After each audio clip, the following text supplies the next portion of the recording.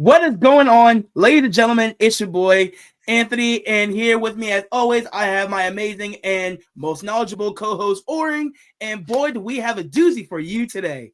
So, today on Real Thoughts and Conversations, we have a topic. We're going to talk about something that's been climbing everybody for the last couple of years. If you've been living under a rock, let me tell you, AI has been getting a little bit too what's the word I'm looking for, Oren? Maybe a little bit too Out of hand, comfortable, like out of what people hand. would say. Look, Yeah, yeah, like yeah. I'll say out of AI has hand been is sticking one big around for thing. a while. Yeah, man. Yeah, and it's here to stay. So AI is huge. No matter where you are, and listen, no matter what your age is, whether if you're 40 plus, if you're younger than 30, or maybe if you're somewhere in between, you have used AI at some point for something. Whether it's make an email, type up an essay, use for answers, make images, make like a recipe or a workout plan, whatever. You have used AI for something. But the main thing, what I want to talk about, what is AI doing to our youth today? Mhm. Now, that's the intro. I've been doing a lot of talking. So, Oren, let me get your thought and process on this. When you see AI, first of all, let's Mhm. start here. What do you personally, do Mhm. you use AI and what do you use it for? I don't use it, and it's so funny that when you said that pretty much everybody in today's time use it, I have not used it as of yet. It's nothing that actually has tweaked my interest to indulge in. Personally, man, I'm someone that I don't follow the crowd. So when I see everyone run to a particular direction to engage or indulge in something, my natural makeup goes the opposite way, or I stand still. Right, I wait to see, what's to come of it, and if it's to be that at some point in time or another, I'll indulge to some degree, but that's just always been me, man. I stay clear of where the crowd goes. So I haven't used it. Hasn't been anything that has tweaked my interest of use. I get a kick out of how I see even people my age and older, Leon being one, that loves it and feels as though that it's the way of the new way of doing things, and I chuckle at it, man, because to me it's like it takes away. Now, don't get me wrong. We know that it has its pluses and it has its minuses, but we could also equate it similar to the internet, right? Um, but to me, with AI is really taking so much away from people using this, right? Their ability to think, process, and figure out what it is that lies between their two ears. The power of the brain, the power of the mind. So when it comes to AI, man, it's something that I jokingly say, but although I've heard it be said, have been said before, it's what's going to usher in, or either it is, and I'll play a little bit of trivial, not how can I use this word? Some form of the Antichrist, man. Some form of it has a demonic connotation to it, root to it, so that's a whole nother something that could go into a different direction. People can chew on that or do what they may with it. But what I mean by that is, man, when we have things that are created and have come about that really takes the human brain away from critically thinking and being able to bring forth thought and reason, I think it's dangerous, man. I think it can have its negative effects. So to me, we're seeing that. I know to the topic that we're going to talk about tonight is going to, delve into that, from a teenager standpoint. What is it called? Character. Let me make sure I got the right word. Character AI and chat box. Um, but to answer your initial question, haven't used it. Hasn't been anything that's tweaked my interest.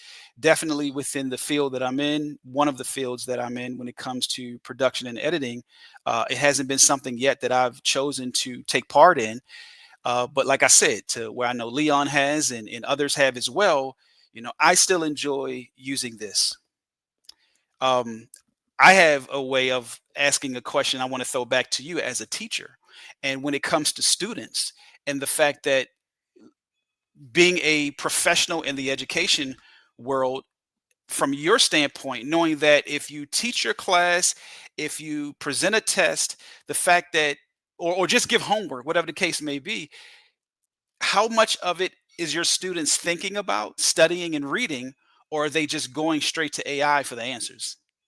So how does that affect you in your line of work? So hopefully I answered your question, but I wanted to also throw it back to you because it's something that the younger generation, man, they're born with it. They're born, um, just it's at their fingertips in a way to where it's just naturally it comes natural to comprehend and understand. Versus, I always say my age and up, we can, it's a challenge. At least it is for me. But what would you say? I got you. Now let me tell you, with me, I'm 24, ready to be 25. And when I tell you my brain, when it comes to AI, I have different avenues of what I use AI for. Now, I know that you said that you don't use AI, period. Like you refuse to use it. Me, I don't even do I'm on social the media, other. but I throw that in. I'm on the other side of the spectrum. I use AI for everything. Now, before I answer your question, Oren, sometimes I use AI for like stuff like this. I don't know if you can see it, but I made AI to like a picture of me, and Okay. it's like an anime style. So this is from the anime of Demon Slayer. Okay. And then that's me, Family Guy style. Got it. Yeah. And then the other one, this was me, like, an anime power up. And here's another one. So I use AI for not only to like make cool anime related pictures on myself. I also use it to make assignments and make tests for my students. I make it to write letters of recommendation. I use it to write emails. I use it for pretty much almost everything. I've used it to find recipes. I've used it to make workout plans. I've used it for travel ideas, financial advice. I've used it for everything. It has answered literally every question that I've asked it, no matter how left, how right, how straightforward, and how detailed question or whatever I asked it, it always gave me an answer. So I have a question for you. I got a question for you. The fact that you use it for as much as you use it for, but I assume that you remember thinking about whatever those things are that you just mentioned and what it was that you wanted to do with it before AI. Would you say that it's become more of a benefit to you or a detriment when it comes to just critically thinking and sitting still and processing? And let me give an example of what I mean. Take the GPS, right, that we use, that our phones have and automobiles have in this day and time. I remember before GPS, let alone before maps or MapQuest, the way that we would remember how to get somewhere would just be having to be present in whenever we were driving, traveling, or the way we gave directions. Fast forward to now using GPS. And I'll use myself as an example. I'm so dependent upon GPS. I don't pay as much attention to how I get wherever it is that I go. So I can go somewhere. Now, mind you, my mind is pretty much still halfway decent sharp. But what I'm getting to is when we use technology, how beneficial is it to where it comes to a point in time where we stop using this? So you mentioned a lot of different things you use AI for, but how do you feel about the fact that you use it for all of those things? So the fact that I use AI for so many things, I think it's beneficial not only for my teaching job. I haven't used it for coaching for anything. I'm gonna say this right now. I have not used AI to coach ever. Like I've seen other coaches, I've seen other like training and practice videos. I've seen for that, but for teaching, I'll say ChatGPT. That's what I use. ChatGPT has been a godsend for me because let's be honest. There's been some days to where you have to type up an email and it has to be formatted in a certain way. Nobody wants to sit here for 2 hours, 3 hours, 5 hours, 6 hours. That okay, and maybe even a couple days on how to type up an email. Nobody wants to do that. So, and how should I say this? I feel like I want to speak for my generation and the generation before me to say it's a lot easier, and it takes a little work off our shoulders to not only think what we're gonna say, but it's just we don't have to work as hard. Because put it in this way. Back then, before you had GPS, you had to remember your landmarks, the exit, some tree, some building, some store, some street, or whatever street name. You had to remember that. Indeed. I promise you, I can go to and from certain fields and certain parts in Bethesda and Northwest, some in Northeast DC. I'm in there so much, I already know where to go without me saying anything. Okay. Like I know a park in Bethesda, Woodacres. I know 3 different ways to get to that park without GPS. Okay. So So what you're saying right it's there not- is speaking to my point. That's how it was that now, mind you, I know I'm, it sounds like I may be speaking old school, but it's because of repetition, right? Continuation of going to a particular place and having to allow your mind, your brain to remember using the landmarks and the different posts and points that you mentioned. So that's why when you were Yes. saying with AI, I get it. It has its benefits, but to me on a personal level, I feel like, and I want to play devil's advocate tonight. It prevents a detriment. Because just because some things are easier doesn't mean it's better, right? If I'm not using this Yeah. mind, I always think about it like this: the older we get, and old people, and I'm joking when I say old people, but they get into playing crossword puzzles and doing different things to keep their mind sharp. Yeah, Can you imagine and for your playing generation by the time? shuffleboard and getting the newspaper? Yeah, so imagine Stuff by like the that. time you guys get older, and so much of what it is that you guys use, it does the work for you. Is it not possibly turning you guys into robots? Now that part I was about to touch on after Okay. my GPS analogy. Go ahead. So My bad. with that part, right?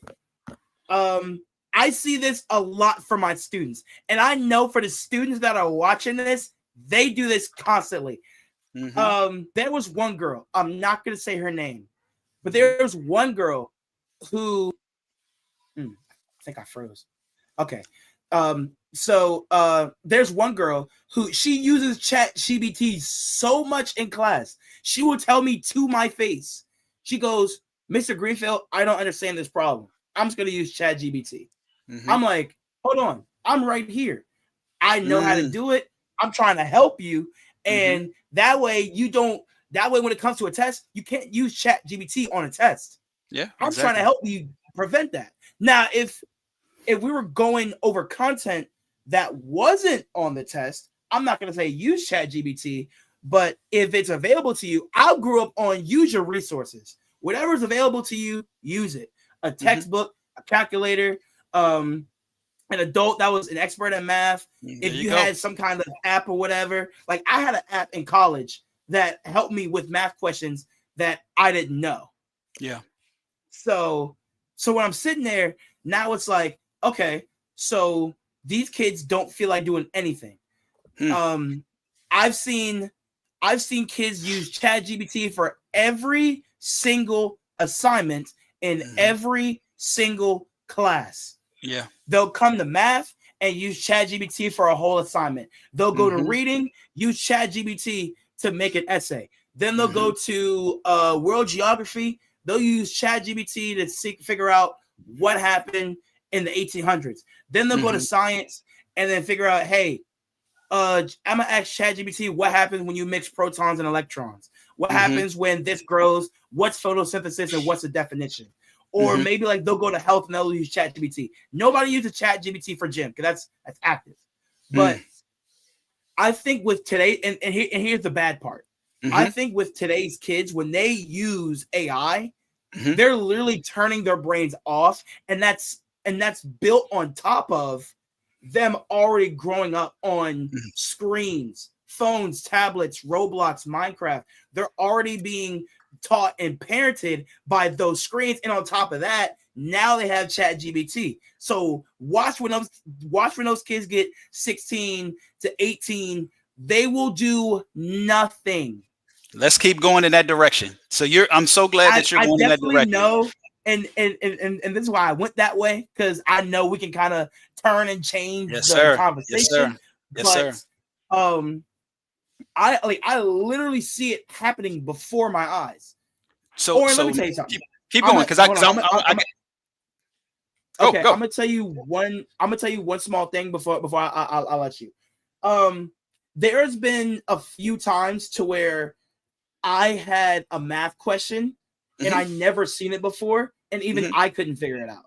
And I'm the teacher, right? Yeah. But I'm human. Teachers don't need to have the answers every time. I'm human. So if I don't have the answers, I can work it out. I can tell you, like, hey, you know what? Let's use a calculator. Let's see if we're doing this right. Let me see if I'm doing this right. I'm not saying everything I say is right. I'm not saying that. But what I'm saying is, why go to ChatGPT when they're just gonna give you the answer instead of showing you how to do it? Because when I teach, I'll give you the steps on how to get to the answer, but I want you to finish the journey. That's like, your if I can say something real quick, that's the purpose of being a teacher. You know what I mean? Like that's what embodies what it is that you do. You're there to lead, to teach, to instruct, to inform. And when we, as let's just say we, meaning like when students or when human beings go so much into using technology or robotics and all of those things that can answer questions for you, what does that then do? Like, and I love the fact that you pointed that out. You want for your students, that one student that you said that she does everything with it, and you're like, well, hold on for a second. That's what I'm here for. You're like, come ask me. Yeah, my job is to assist you. So let's keep going in that direction, because I have something I want to tie in on the back end of it. But I'm so glad that you're saying that, man, because that's the part where if we don't have these conversations, if we don't put out information for people to watch and listen to, and just to jog their brain a little bit, despite its technology that they can utilize, this gives them something to have to think and say, wow, I never thought about it that way. So keep on going. I just wanted to highlight that real quick. Your job is exactly what it is that cannot, but is at some point in time going to become obsolete, because robots are coming in. ChatGPT, AI, all of these things are coming in to take over your position from being who it is that a student says, Mr. Greenfield, I have a question. Mr. Greenfield, how do I do this problem? Mr. Greenfield, versus I could ask him, but I'm gonna go to ChatGPT. So keep going, man. Keep going. And that's another thing. And that's another thing that I've noticed from these past couple of months, even into last year. These kids are using ChatGPT so quick that they're using AI with boom like that. Oh, I don't know what I'm doing. Boom, ChatGPT. I'm not gonna ask Mr. Greenfield. Now another thing that I noticed that sometimes the kids do, but I can see it's like a plus or minus for me. And I'm gonna tell you what the situation is. Let's say if I give you a math problem that you're going to see on the test. I'm telling you how to do the question step for step. The only thing I didn't do with the final math portion to get you to the answer. So think of it like this. For my listeners out here that didn't understand anything I just said, think of it like this. Think about if I built a bridge to get from one side of a lake to the other. I built everything for you. The structure is great. The path is fine. There's no creeks, nothing. All you got to do is cross the bridge and jump down. Some kids, and in this analogy, some kids will use AI as to, hey, should I cross this bridge after I already told you can cross this bridge? I made it for you. It's perfectly safe. You're going the right way. All you gotta do is just get on and jump down. Some kids will ask ChatGPT, hey, how far should I jump down? Hey, how high should I jump? Hey, should I jump off now? Hey, ChatGPT, should I do this? And then ChatGPT will say, yeah, you should jump this far, jump this high. And I think you froze. They're literally using. You're good. They're literally using ChatGPT to every single thing for them. It's almost like ChatGPT is holding their hand apart from the parents. At home, I don't know what goes on at home. I'm not gonna say on that part. But there are some things that the parents would hold their hand saying, hey, you don't touch a stove. You don't do this. You don't touch that. You don't go nowhere. Stay away from those people. Instead, now ChatGPT is holding their hand on top of Roblox, Minecraft, other screens, and other technology that kids now have. And so what are the parents doing now? So my further and almost extreme question is, there we go. How far will AI take over? If it's taking over in the schools, will it spread to the household and say, will the parents have to do anything? So I'll touch on that, and I know at some point in time we're going to bring Jay on because Jay is who gave us this topic, man, and this is something that me being the only parent, here, but you are a teacher, so you have you have young people, within your grasp on Yeah, a yeah, daily yeah, basis, yeah, yeah. right? But I'll speak to it from a parental standpoint and from on the home front. I'll say this much, man. It is one of the most unfortunate things that, and mind you, also within me saying this, some of the creators of AI and some of the people who are like the godfathers of it, people can Google or YouTube and listen to some of their lectures or some of their interviews where people are having them on and asking them questions about the creation of it and where it is and where it's going, and they are even saying that it's one of the worst creations that they could have been a part of, and that we have no idea of what's to come. Excuse me, what's to come from it. So I'll say this much, man, from the home front, it is extremely detrimental because it's enough that in the modern day parents have challenges with on trying to let's just say properly parent, right? Or be able to set boundaries and limitations on what it is that they want their children to be exposed to or not. And this is actually going to tie into what we're going to talk about from the video that Jay sent us with the character AI and the family that I think that the young lady, their daughter, I believe she committed suicide, right? But the thing is this, man. Mhm. I want to kind of like give a little timeline, you know, and mind you, I'll just go back a little bit to where parental advisory, where parents, when it came to television, music, I can remember when the parental sticker was put on music back in, I believe it was the '90s, where it would be in a certain section of the record store or on television. It was after a certain hour that certain shows came on where it may not be, and 9 times out of 10 there wasn't any cursing that was going on, but it was a topic worthy, so to speak, for only adults, right? Where nowadays Yeah. everything is just mixed all in the pot. Like there is no separation of anything. So if you can envision from a parental standpoint, man, and here's where, like I said, I'm speaking from the parental side of it, and then once we give them to you all as the teacher, parents are engaging in just as much as what their kids are. Parents are just as Mhm. distracted as their children are. The computer and the phone and social media is raising children now. So how is it that we could actually, now mind you, we can get into ways of where, and this is where Jay comes into play because he asked the question, before we went live, you know, why is it that parents don't um take phones away, at a certain time or at a certain hour? Why is it that kids are allowed to, have such access to certain things? And I felt like it was a $1 million question.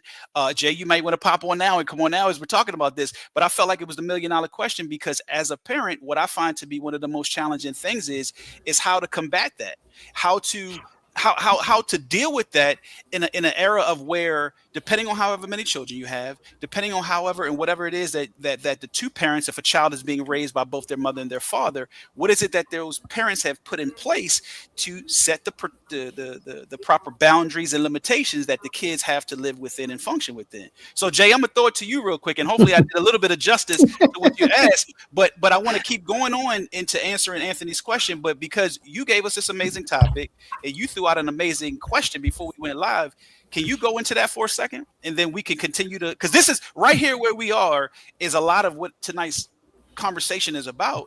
It's what's happening and really what is the I guess we could say influence, right? But the impact on young people, let alone us older people, but young people. So Jay, I throw it to you, man. Can you hear us? All right. Okay. Put it out there. I'm 62 years old, so I'm a baby boomer. Okay. Hmm. Grew up with no internet, no cable, had rabbit ears. With one TV in our house in the living room.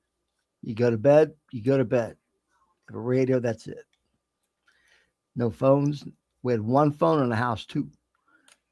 So we didn't have phones in the room. You go to bed, you go to bed. You don't So it was in go the to kitchen. bed to go on in the internet. You don't go to bed to play games. You don't go to bed to chat with other people. You go to bed to sleep. And what are kids doing? They're staying up to 1, 2 o'clock in the morning, doing all those things.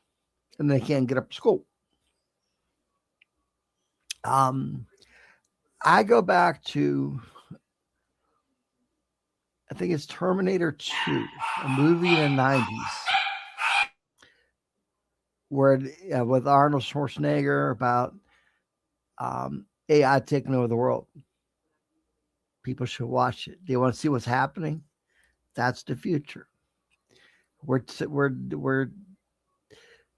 and I'm in Pittsburgh. Carnegie Mellon University is one of the leaders in AI in the world, and maybe the country, not the world. They're programming computers to think, not for us to think for them. And that's where it's going to be the bet. And if I look can what's chime happening in, with the president right now. I was going to say, if Yeah. I could chime in real quick, when you brought up the Terminator, and for young people, and Anthony, I don't know if you've ever watched the Terminator. have. Have you? Okay, watch. So here for our listeners as well, and even it puts us in a position to go back. Watch Terminator 1 and Terminator 2, and Matrix 1 and Matrix 2, separating the two. But for the purpose of what we're talking about, you are 100,000% Jay. It talks about it in the Terminator. We are the 90s. This is from it might be the 80s. If I, you know what I mean? I feel like it's late 80s, man. So we're talking 35 plus years ago. We're talking about knocking at 40 years ago, where what we're living in today was introduced to us, and it was new then. It was foreign to us then. It was something that where we looked at and we watched and we were like, wow. But to still be living and to still be just aware enough of what's going on to remembering that, it's like, oh my goodness, we are literally watching a movie come to life. So just keep going, man. I'm glad that I just want to say that I'm glad that you said that, because that sets the tone for literally what's happening today. That movie, a couple of those movies. Anthony, question is coming to the news here in Pittsburgh. Why do students have to have their cell phones on them?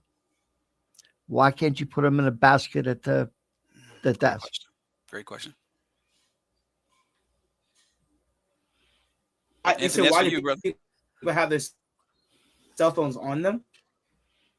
Yeah, are they allowed? You're teaching them. Say that question one more time, Jay. Why does schools allow students to have their phones on them all the time? It's being controversial back here in Pittsburgh. I think about banning that. Because down here in Texas, while he's thinking, down here in Texas, they cannot have their phones on. They have just passed the bill. Question because phones have to be turned off. Okay. So let me say this. So when the kids walk in, the kids are not allowed to use their phones. They're like, everyone is supposed to put their phone in a pocket that they have when they first come into the classroom. Okay. Now, but mind you, this is the used in ChatGPT. I know, but you need to let me finish. Now, we're in the 4th month of school, and the kids need to put their phones in the pocket. But now it's getting to a point to where the kids are putting their phones in their pockets, in their book bags, but then they'll sneak a little, I'm gonna swipe on social media, or I'm gonna text my friend, I'm gonna call my mom, and this, that, and the third. Like, and us as teachers, we see it all the time, but some teachers don't want to deal with the entire. Now I have to yell at this kid to say, put your phone away. You're distracted. You don't know what's going on. You're about on top of kids using their phones in class. Now they're losing out on instruction time. So it's like we tell them to use their phones, but then they're going to yell at us. And be honest, you as a 62-year-old man, Jay, do you have the energy to go back and forth with a 12-year-old, 13-year-old because they can't be off their phone for 10 seconds? Do you have the mental capacity and energy to do that every single day, 5 days a week? I have a question for both of you. I think I want to answer that after Jay. I'm 24 and I don't feel like doing it. Okay, let me ask you this question, both of you. I think I've asked you this, Oren, before. Mm-hmm. for 72 hours, can you deal without cable TV, internet, or cell phone? I But you could. cannot use one to watch the other. I could. Just one of them. Yeah. What would you choose? So wait, so hold on. Give me the three am I again. losing all three, or do I have to choose to give up one? You have to choose to give up one, but you cannot use your phone for the internet or watch TV. You cannot use the TV to go on the internet. You cannot use your. What am I missing here? You said phone, internet, and So TV. wait, whoa. Hold on. So for my generation, I want clarification on this question. So Okay. my mind is already saying I'll give up cable TV because I stopped watching cable like a few years ago because I had You streaming. cannot watch let me it get on your straight. phone though. No streaming. So he's meaning like So even what it is that you would watch on your phone, you cannot watch it on television. So let's just say, for instance, if you picked keeping your phone, you could use it to talk on, but you couldn't use it to do what you would use the same for the television, like to watch stuff on. Am I right, Or Jay? the internet. Yep. Or the internet. internet. So let's say So let's say people on this platform right now, let's say YouTube videos. If Mhm. I don't want to, if I give up cable TV and I can't use any streaming service forever, Mhm. can I still watch No, like 72 hours. just normal No, videos? 72 hours. 72 hours. 72 hours, I said. That's it. Yeah, no. I know, but I'm saying like, That's not forever. does that count? No, I'm you not cannot thinking. do Look, that. I can't do that. No. All right. That's a hard question, actually.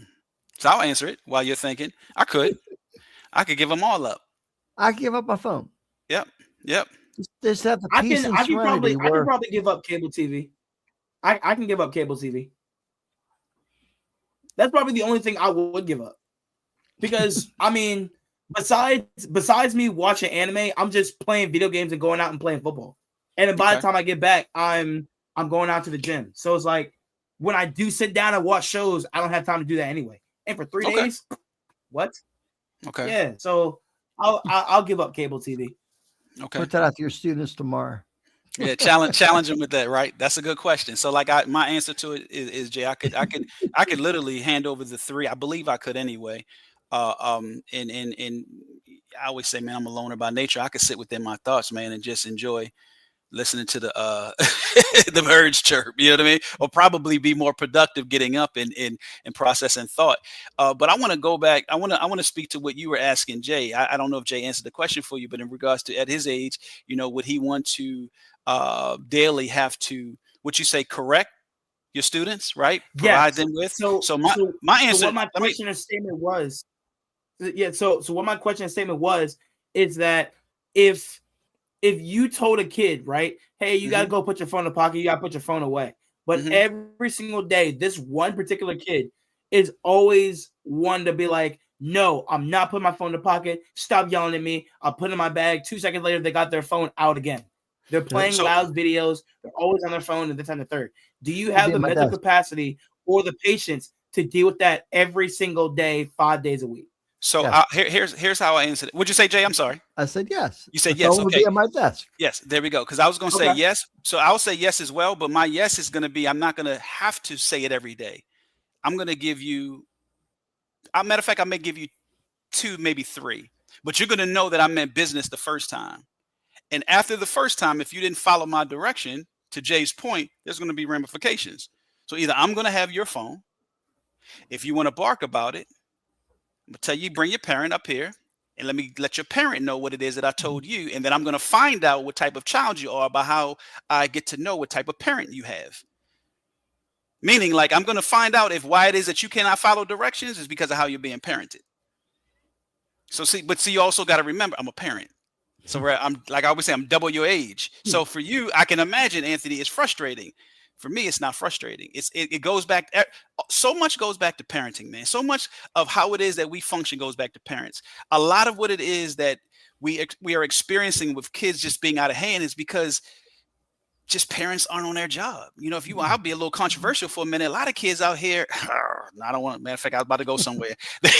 A lot of kids out here were had not really in love, meaning like they just happened to kind of be made. So some kids aren't really in a household where they really were wanted, if you want to be honest. So when you look at it, and that gets probably bigger than people can even imagine, meaning needing to give it thought. So when it comes to really having to properly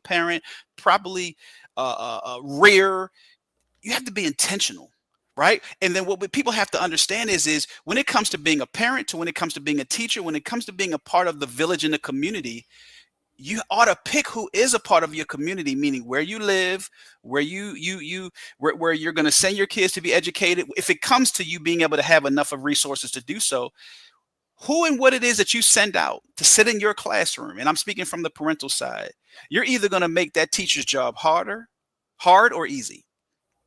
Right? So that's where, to me, you come into play, where you have to be able to have the resources and the support by way of your staff or whoever it is that you guys have. Now, I'm not telling you, I'm just sharing this, but this is the thing I think that sometimes can address these issues. Man, when kids, listen, man, it's going back to Jay's point, it's ways of, once you tell a child what it is that your expectations are of them, yeah, you may give a little bit of leeway, maybe twice, maybe 3 times. But after that, for the most part, it's how you say it the first time for them to know that you mean business. You're always going to have one that wants to, try you. But I'm old school, man. You make an example out that kid. You let it be known that, check this out, you want to be the one that wants to try to lead the rest in the direction. How about I make sure that everybody knows from the way that I'm going to address you that they better not cross that same path of what it was that you did, or try the same thing that you did, but that's something that where I feel like the authoritative stance of adults has to get back to. And that's something that is lacked. Adults are afraid of being adults. They're afraid of putting children in a child's place, because in this day and time, children have too many rights. But that's why I say it goes back to parents, man. Let a child know what their place is. To some major degree, at some point in time or another, they're going to fall in place. You're going to have one that's going to buck. You're going to have some that's going to buck. But it goes back to training. Train up a child. Here I go. Always got to have a scripture to share. Train up a child in the way that they should go. And when they get older, they will not depart. Children out here aren't being trained no more, man. Train your children, people, so that the law enforcement doesn't have to. How about I say that? Raise your kids. That's a good way. And it's so funny for that scripture. I hear my aunt and my grandma say that almost every Sunday, if not every other Sunday. Yeah, man. That's all I hear about. Train your child in the way up that they should go, so that way when they get older, they won't depart. Yeah, I hear that so much. It's almost second nature to me. If someone asks me, "Hey, name me something from the Bible," train up the kid. You know what I'm saying? So let's look at it. That's why you're where you are and doing what you're doing, right? Because I'm going to assume along your journey, there was some proper training, right? It's called cause and effect. And it doesn't mean that it's a given or it's a guarantee that it's going to always come out in that way, but we're just going to use you as an example. Now you literally have been able to grow, get to a place and reverse it. And now you're pouring into within the profession that you're in, man. So. All right, let me make a few last comments. Then yes, sir. Anthony, cool. I commend you for being a teacher. I could be a parent to 2, 3, 4 kids easier than dealing with, I don't know how many you deal with, 20, 25, 30. I'm going to tell you right now. I have 5 classes, and I'm probably going to give you an estimated number because I don't have the exact number. But with my 5 classes, the largest class I have is 27. The lowest I have is 22. Maybe like 20. So I can say I have roughly 15. Say that number again. It could be more or less that number, but like 150. Wow. Kids is a good like. So on any given day for guidance. It could be lower or higher than that number, but that's like a good sweet spot. And that's on a daily basis. You have 150 kids, so to speak, that's coming across your classroom.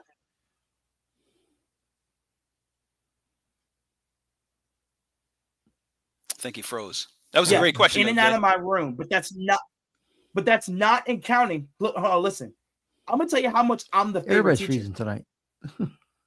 Everybody. It's terrible. The connection is bad. But yes, 115 kids in and out of my room, but that's not accounting for 6th graders, 8th graders, and 7th graders I do not teach. You're right. If I incorporated them, bro, I would have, I can't even say 200. I would probably have maybe close to 200 kids in my room every day, in and out. Wow. Did not deal with that. No. Yeah, I commend you, man, to be such a young man in the profession you're in. And I'll just say this much. And when you also have had other of your colleagues on, kudos to you guys, man. Salute to you, gentlemen, because for one, I'll say this much: we need to see more men, in the classroom again, as it once was.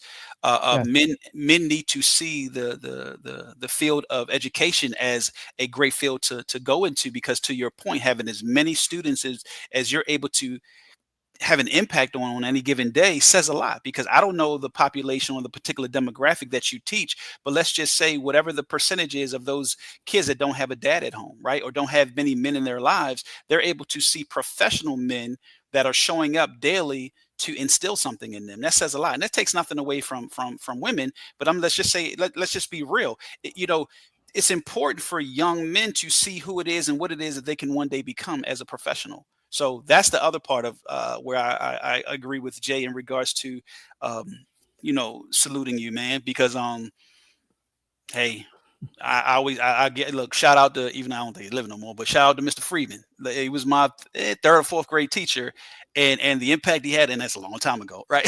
But the impact he had on my life at that time was just being somebody that held us kids accountable. So that was one of the first times I really experienced, I think it was 3rd grade, if not 4th grade, where accountability had become one of the major things that within what it was that he taught, that was what it was that he wanted to make sure that we left his classroom with before we graduated to the next grade, what it meant to be accountable, what it meant to conduct yourself with decency and order, so that people, when they experienced you, they could learn something and gain something from you, versus when they saw you coming, it was like, oh, here comes so-and-so again. It would be where they would want to welcome you. So that's why I say shout out to you, man, and shout out to the men that are in the profession of teaching. It says a lot, man. Next comment I have. It drives me crazy. I lost my dad when I was 7 years old. He died of cancer. My mom never remarried, never dated anybody. I hate when people use it as a crutch that why their kids aren't behaving or growing up. Yeah. What, that they're losing their father? They didn't. I mean, granted, it's not the same nowadays. Granted, as most people, or it's because of divorce, it's because of separation, not want to be around or whatever. But I had a tight family. Tight friends who their family was part of my family, and people use that as an excuse so much nowadays. Well, for the last 30 or 40 years, they've been using that. That's like, oh, dad's not around. You getting that check every month, right? I had no support, and I commend my mom for that. God rest her soul. But people need to be able to held accountable for that, where the mother, whether it be the family. Also, my mom kept a tight knit on who I was friends with too. Thank you, sir. Thank you for going in that direction. They're going to bring us back to the AI conversation. Keep going. Do you want to be friends with my son? We're gonna meet. I'm gonna meet your parents too. Thank God my mom didn't have to work 2 jobs. Okay, we made it by with only 1 job. So I commend the single mothers. And part of the government thing is they should take care of helping mothers and fathers, single fathers and mothers out with daycare. That's a different story for a different time, but that's part of the thing. And also, I lost my train of thought now. Oh yeah, no, here it was. We misbehaved. We were dealt with. We got paddled. Some other parents went more extreme.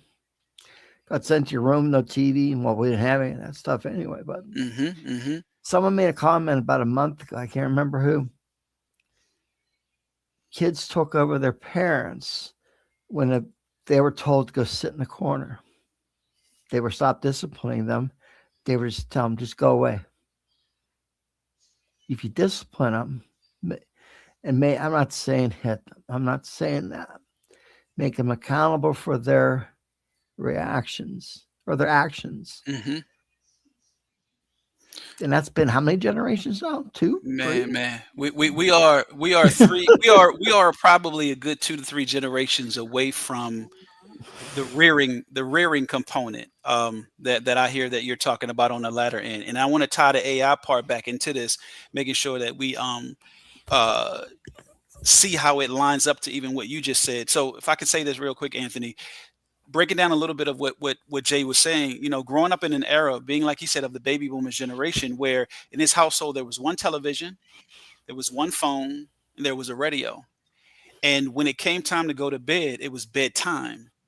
So there was no, well, for one, the television was probably in the living room, right? The phone was possibly in the kitchen on the wall, right? And the radio was somewhere in close proximity to that. So when your parents said it's time to go to bed, or either you already knew your bedtime, there was no discussion about the closest might have been, well, Mom, can I wait till whatever the show was goes off. That might have been the most of what you would have brought off a challenge to your parent, right? Or when this particular radio, the song goes off, you know what I'm saying?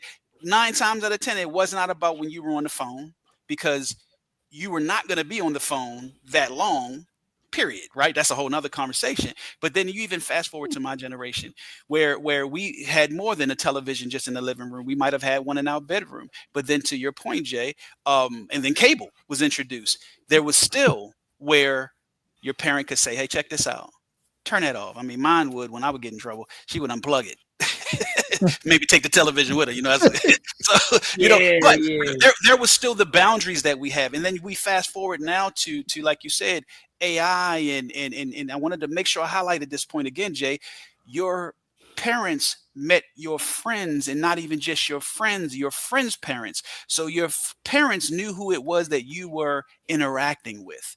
Your friend had to call your house. Your friend had to come knock on your door, or either you knock on their door. Real quick, I want to throw this out. There was a time that when you went to school, at the end of the school year, if you didn't live in the same neighborhood with some of your friends that you went to school with, you didn't see them again until the next school year, right? Yep. So everything now is so didn't have no summer camps. No, right. So everything now is intertwined. So when we get to what it is that where this conversation tonight came from with the young lady of the parents and the family that was highlighted on 60 Minutes, where and I wanted to touch on this real quick, when they were saying about how great their daughter was, how innocent she was, and all of those type of things, but then when it touched on the fact that what it was that she did and when things started going left was at 12, 13, what hit me was, well, before the age of 13, as perfect as you viewed her to be, she was still totally dependent upon you. So when she started venturing out and some things started changing in her life was at a time of when that normally happens with kids. So she wasn't as perfect as you thought, or you weren't as perfect as a parent as you thought. And what was it that you did? And I'm not, like I said, I'm not throwing shade or any shots at it, but what I'm saying is in those moments, what was it that they do, or what was it that was implemented to bring her back in, reel her back in? And that's the thing where we look at today's time. We're probably all guilty of it to a degree. I know I am. I mean, let's just put it out there. I'm up middle of the night on the phone, laughing and watching stuff. And I ask myself sometimes, what am I doing?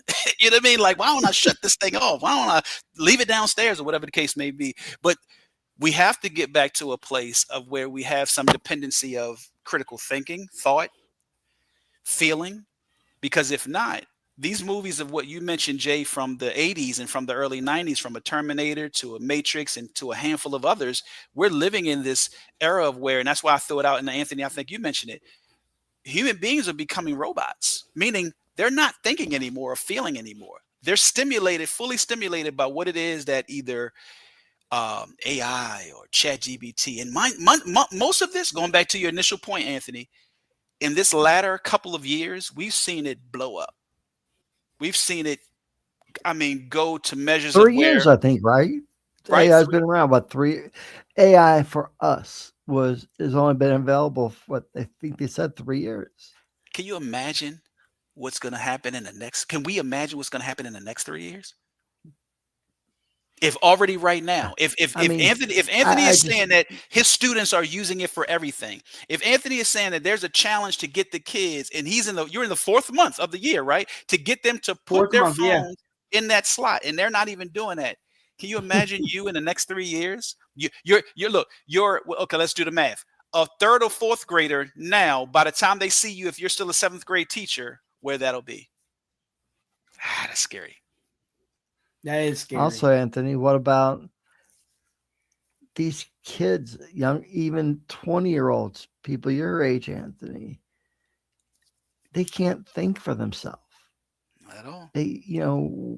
We've all dealt with young children, adults that can't read, can't write, can't do math. And it's sad. One thing But the technology we have. Right. But one thing that I can say that it's starting to be a more pet peeve of mine is if I ask a simple math question, some kids will look at me with a blank stare on their face. Like what are you asking? Yeah. Exactly. and here's a question. I don't know if you guys remember 7th grade math, but we went over unit rates. Listen, we went over unit rates continuously over the last 4 months, but we mainly went over it a few months ago in the 1st quarter. We're now in the 2nd quarter. So I want you to tell me this. If either of you remember it, that's cool. But when you needed a unit rate, right? When you needed a unit rate, what did the number have to be on the bottom? Like what did the denominator have to be? Or what does the X value have to be?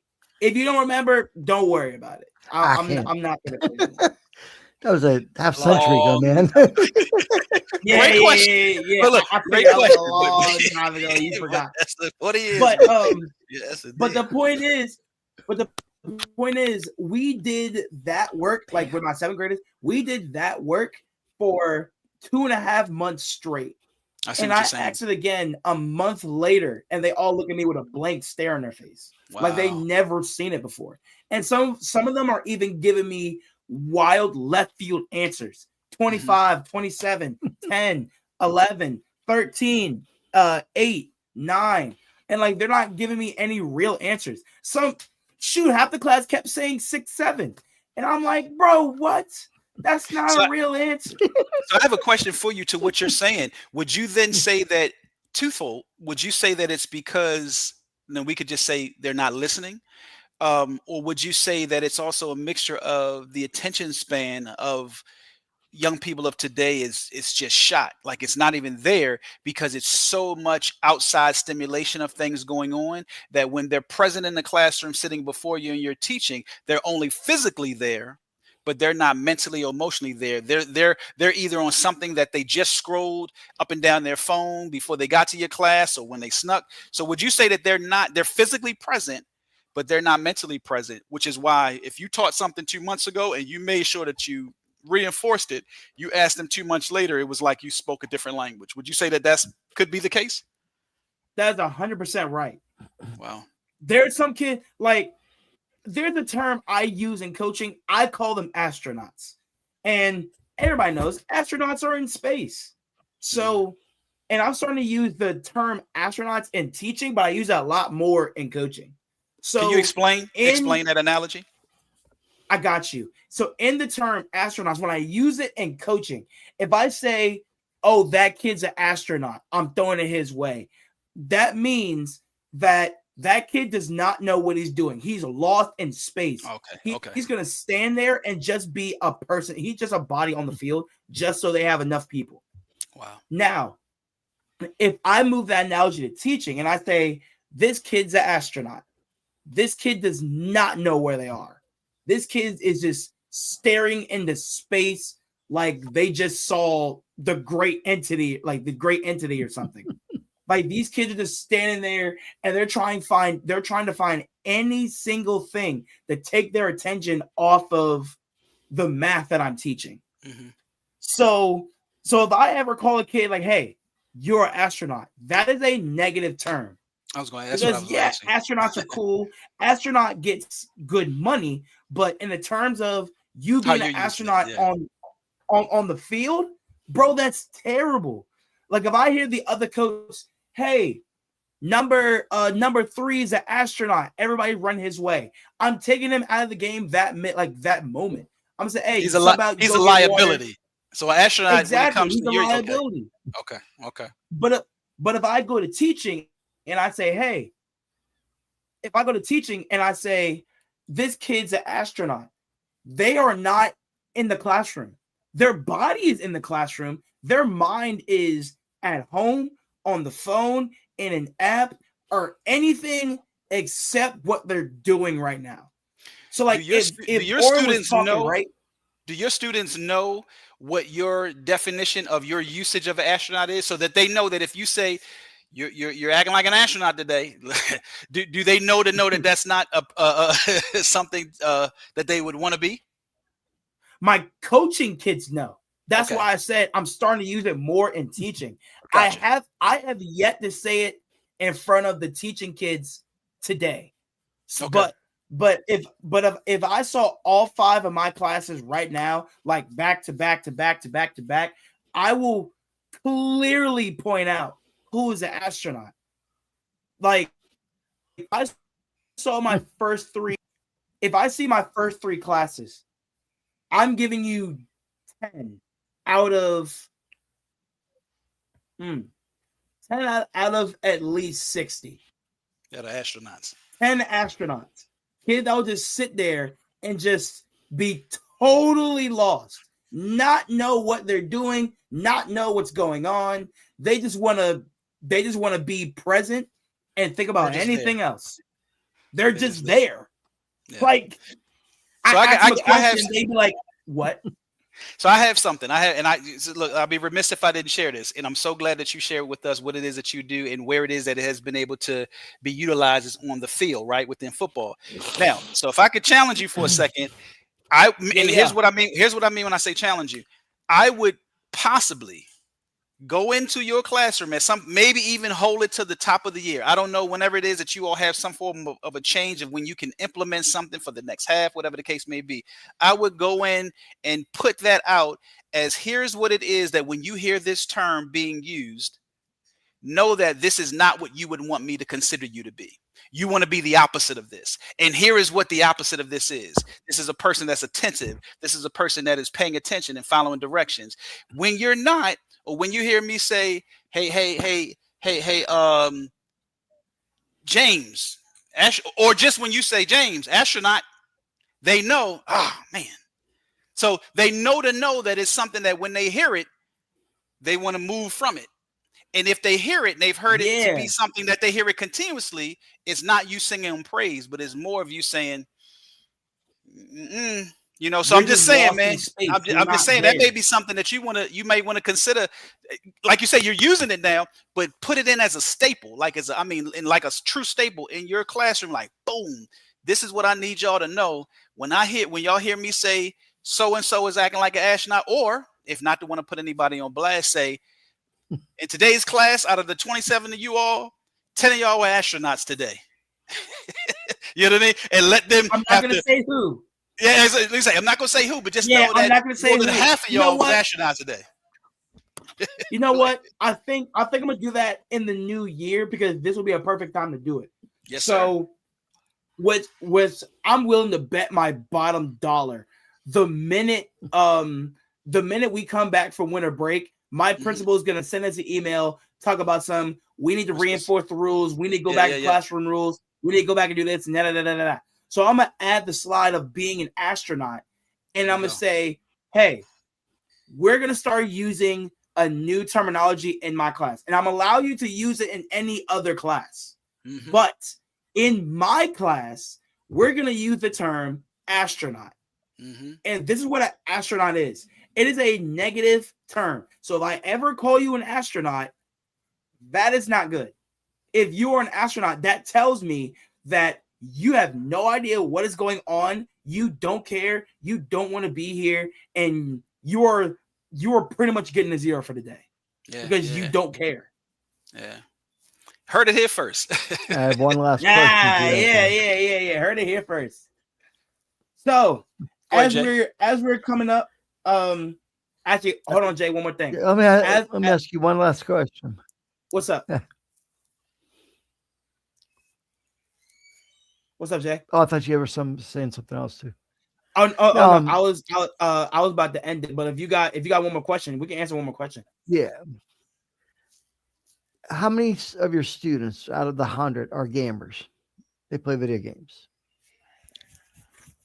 Probably 90. Yeah, probably 90, close to 100. Wow.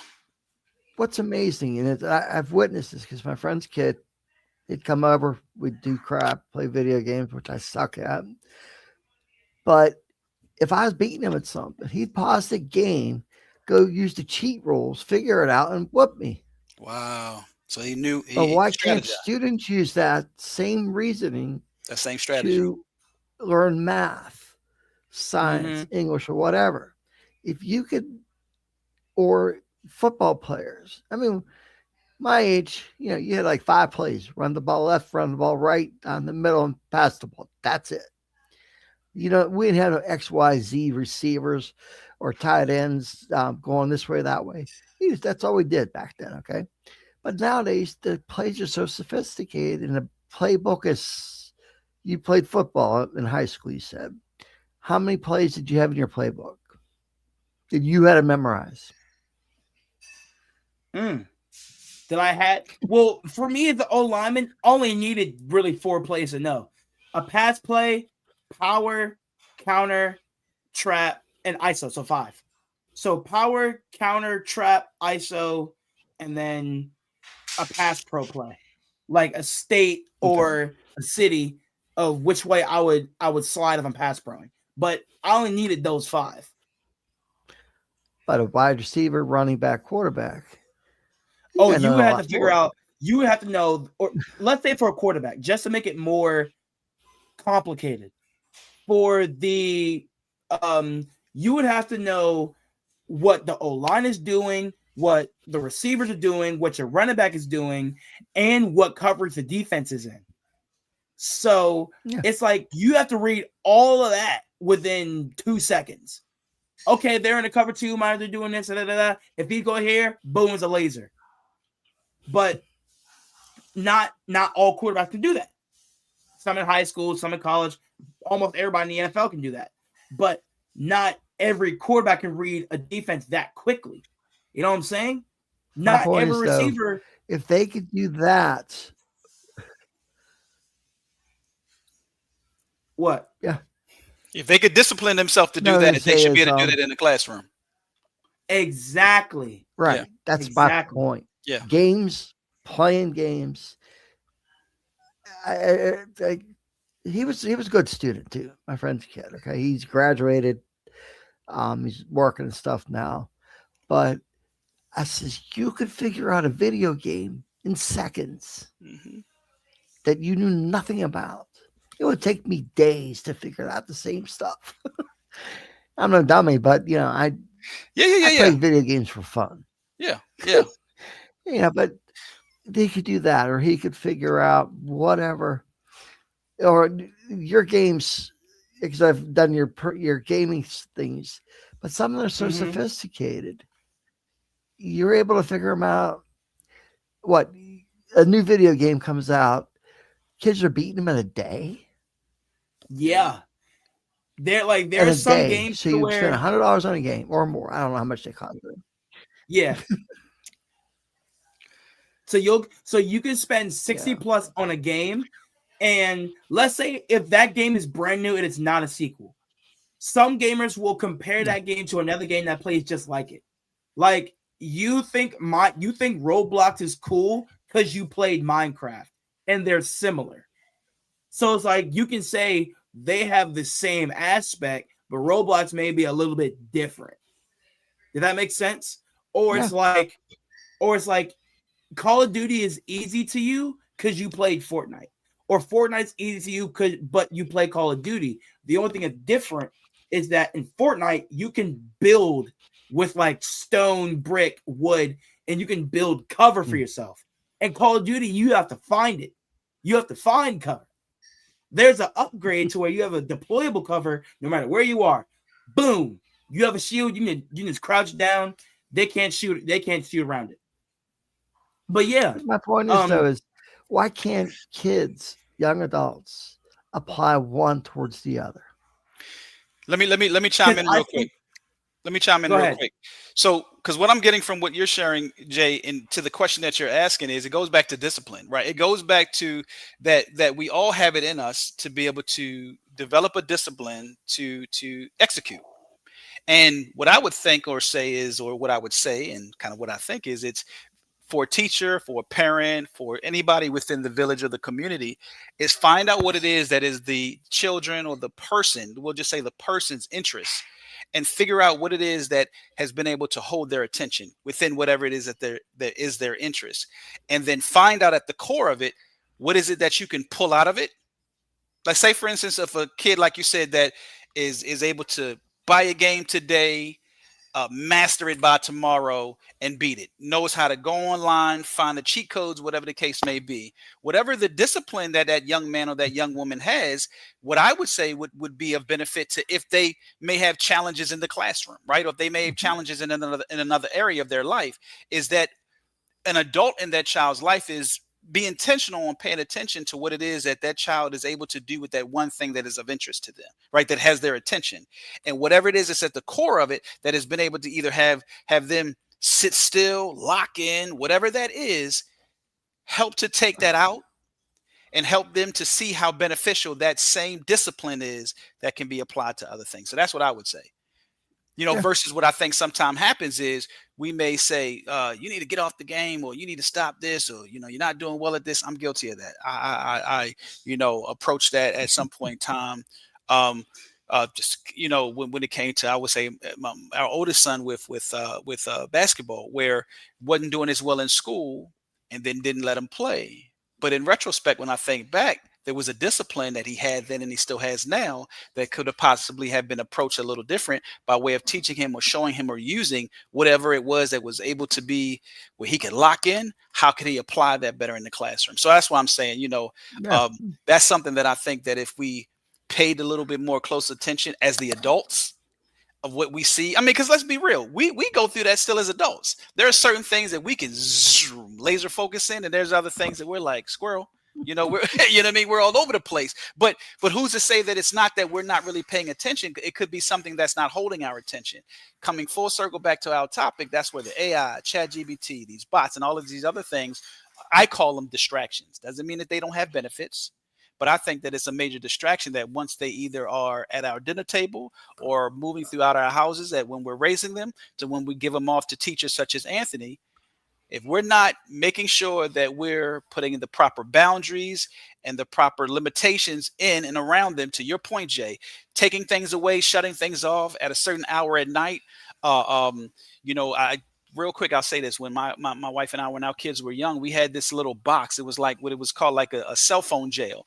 And for a period of time, you had to put your phone in there. And either she or I, we had the key to it. We would lock it, and you weren't getting your phone till the next morning. You know what I'm saying? So you had to go to bed. Now, granted, we have fallen off the wagon, and all of us are with the phones at night. But I'm just saying, there was a time where when they were of an age that we did that.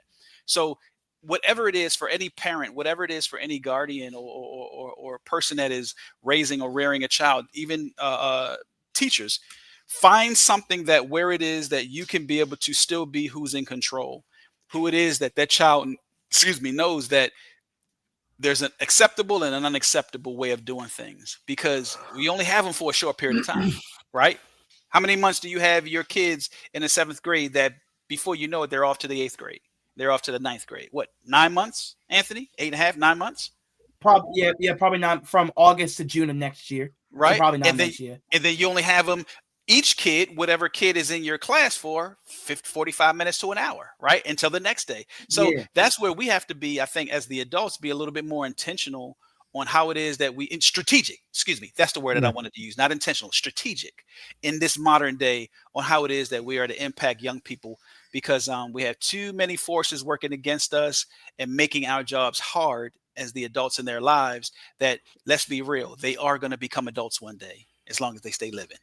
And if we don't make sure that we impact their lives while they're young and while they're extremely impressionable, we're setting them up for failure. That'll be my closing remark. Cool. Hey, look, those are good closing remarks, and like I said before, this is going to be a banger of an episode. If you missed my Anarchy episode, I told you yesterday we got a banger, and today was a super hot banger. Let me tell you. But no matter what, wherever your stance is on AI, if you love it, you hate it, you use it, you despise it, you can't deny that AI has been helpful, but it's been harmful because people aren't using their brains. They may use it to find the easy way out and cut their brains off and kind of tell you, hey, I don't want to do this. I'm gonna tell AI to do it. Mm-hmm. But me as a teacher, I'm not even a reading teacher. I know kids that can do math and can't do math. Like, I can tell the difference between if a kid used AI or they just cheated. Because some kids just don't do work in my class. They rather just come in, tell me drama, and just walk around the hallways. But then when I tell them to do one piece of work, they'll sit there and look dumbfounded. So, hey, and those are my closing remarks, man. So thank you, everybody, for coming out and watching tonight's episode of Real Thoughts and Conversation. Remember, you too can get in on these topics. All you got to do is just let us know in the comment section below on who wants to come on, who wants to be a guest, and we'll give you the topic pre-show. All right. Sure. So everybody, please have a safe and blessed holidays. We may come back next week, because I know Christmas is coming up, and I know hopefully. A lot of people may be traveling. Hopefully, right? Yeah, hopefully. Yeah. We may come back next week. Hopefully, if not, everybody have a safe traveling, happy holidays. And we should possibly see you in the next year. If not, we'll see what happens.